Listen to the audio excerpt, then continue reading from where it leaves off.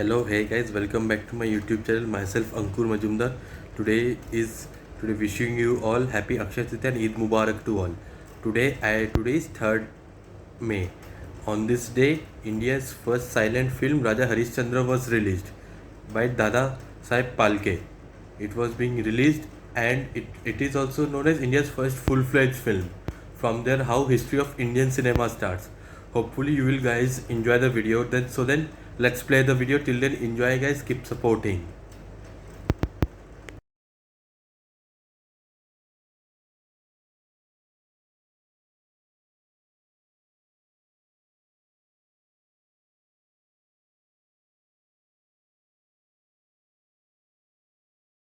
News now में आप सभी का स्वागत है।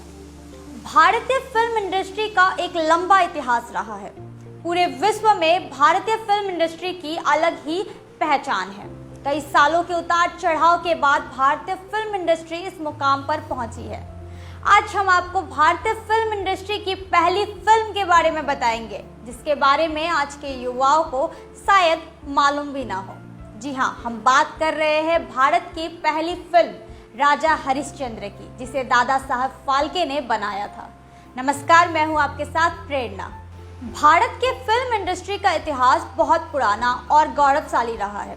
भारतीय फिल्मों का भारत की संस्कृति, सभ्यता, समाज व्यवस्था के साथ गहरा जुड़ाव रहा है और यही वजह है कि भारतीय फिल्में भारतीय लोगों की जिंदगी की इर्द गिर्द घूमती रहती है। भारतीय फिल्म इंडस्ट्री ने काफी ऐसी फिल्म दिया है जिसके लोग आज भी दीवाने हैं। आज भी हर साल भारत में बहुत फिल्में बनती है, जिनमें से कुछ ही फिल्में लोगों के दिलों में एक अलग छाप छोड़ जाती है। बहुत कम लोगों को पता होगा कि भारतीय फिल्म इंडस्ट्री ने अपनी यात्रा कब शुरू की, भारत में फिल्मों की शुरुआत कब और कैसे हुई और भारत के पहली फिल्म कौन सी थी। इस बारे में बहुत कम लोग ही जानते हैं। हर भारतीय राजा हरिश्चंद्र और उनके चरित्र के बारे में जानते हैं। भारत में सबसे पहले राजा हरिश्चंद्र के चरित्र पर राजा हरिश्चंद्र फिल्म बनी थी। यह फिल्म भारत की सबसे पहली फीचर फिल्म है, जिसकी चर्चा आज भी की जाती है।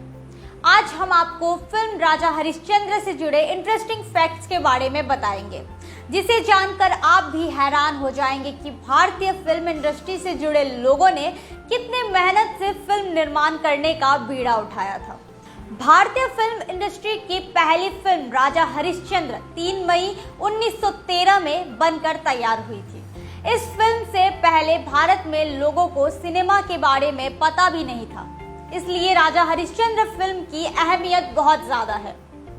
यह फिल्म भारतीय फिल्म इंडस्ट्री के लिए मील का पत्थर साबित हुई। दादा साहेब फाल्के को भारतीय सिनेमा का जनक माना जाता है, जिन्होंने सालों तक सिनेमा जगत को दिशा प्रदान किया। यही वजह है कि बॉलीवुड में आज भी यह नाम लोगों द्वारा बड़े ही गर्व और सम्मान के साथ लिया जाता है। दादा साहेब फाल्के एक फिल्म प्रोड्यूसर, स्क्रीन राइटर और डायरेक्टर थे। शुरुआती दौर में भारत में फिल्में बनाना कोई आसान काम नहीं था। आज की तरह उन दिनों टेक्नोलॉजी नहीं थी। इतना ही नहीं, फिल्मों में अभिनय करने के लिए कलाकार भी नहीं मिलते थे। महिला कलाकारों का मिलना एक सपना था।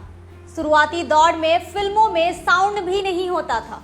बावजूद इसके फिल्म निर्माता अपनी जुनून और हुनर के बदौलत दर्शकों के समक्ष अपनी बातों को बखूबी रखा करते थे और दर्शक उनके बनाए फिल्मों को भी बहुत पसंद करते थे। भारत की पहली फिल्म किसी भाषा में होने के बजाय मुक्त थी। समय के साथ टेक्नोलॉजी का विकास होता चला गया और भारतीय फिल्मों में भी एक के बाद एक नए बदलाव होते चले गए और भारतीय फिल्मों में भी आवाज सुनने का मौका मिला।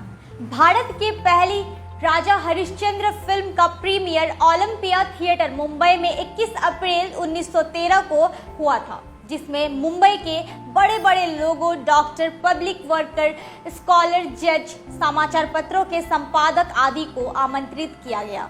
उस समय कोई भी फिल्म 3-4 दिन से ज्यादा नहीं चलती थी, मगर राजा हरिश्चंद्र पूरे 23 दिन तक चली थी, जो कि उस दौर में अपने आप को फिल्म बनाने की प्रेरणा रवि वर्मा की पेंटिंग्स को देखकर मिली थी। जिसमें चित्रकार रवि वर्मा ने राजा हरिश्चंद्र की जीवन को दर्शाने का प्रयास किया था। दादा साहेब फाल्के को राजा हरिश्चंद्र फिल्म को बनाने में काफी पसीना बहाना पड़ा, क्योंकि उन दिनों फिल्म बनाना किसी चुनौती से कम नहीं था। लेकिन दादा साहेब फाल्के ने बड़े मेहनत के बाद इस 40 मिनट की फिल्म को 21 दिनों में तैयार किया था। इसके लिए उन्होंने फिल्म का सेट मुंबई के दादर में बनवाया था। सेट बिल्कुल वैसा ही क्रिएट किया गया था जैसा कि उन्होंने रवि वर्मा की पेंटिंग्स में देखा था। फिल्म में मराठी अभिनेता दत्तात्रेय दामोदर दुबके ने राजा हरिश्चंद्र का किरदार निभाया था।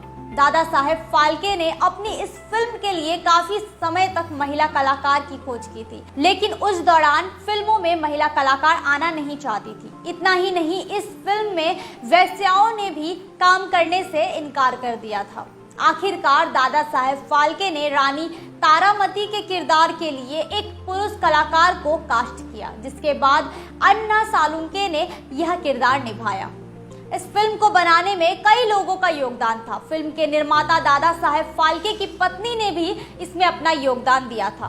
बजट सीमित होने के कारण दादा साहेब फाल्के की पत्नी करीब 500 लोगों का खाना तैयार करवाने में मदद करती थी। इसके अलावा कलाकारों के कपड़े भी खुद ही धोया करती थी। इन सब के बाद फिल्म का बजट करीब 15,000 रुपए तक पहुंच गया था, जो उन दिनों एक बहुत बिग बजट था। दादा साहेब फाल्के के लिए फिल्म बनाना तपस्या और साधना से कम नहीं थी। उसी का परिणाम है कि आज भारतीय फिल्म इंडस्ट्री पूरे विश्व में अपना झंडा लहरा रही है। उम्मीद करते हैं आपको हमारा कार्यक्रम अच्छा लगा होगा। अगर आपको हमारा कार्यक्रम अच्छा लगता है तो हमारे न्यूज नाउ के पेज को ज्यादा से ज्यादा लाइक, शेयर और सब्सक्राइब करना ना भूलें। फिलहाल के लिए बस इतना ही, मुझे दे इजाजत। नमस्कार। Hello guys, so you guys like this video, got to know various facts about Raja Harishchandra. As we know that it was the first silent film. It was being produced by Dada Saheb Phalke. Today, in memory of it, today's award is known as Dada Saheb Phalke Awards. It happens towards best actress and actresses. Hope you guys also took interest in films, like whether it will be Hollywood, Tollywood or Bollywood or with South films. These films, from that, before that people never knew about film is there. After that films began to be popularized, like after that today Raj Kapoor's Awara, it's popular in till the decade of 1960s. Raj Kapoor's Awaras, from there various films began to, their various actors began to dominate this era. From we get to know actual era started from Prithviraj Kapoor's period. From there onwards we see how films are played a role, how films gain promote in importance. If you guys liked the video, please do share, subscribe to my YouTube channel, press the bell icon for the further notification. Till then, stay safe, stay healthy. Wishing you all a happy Akshaya Tritiya and Eid Mubarak to all. Stay safe. Thank you.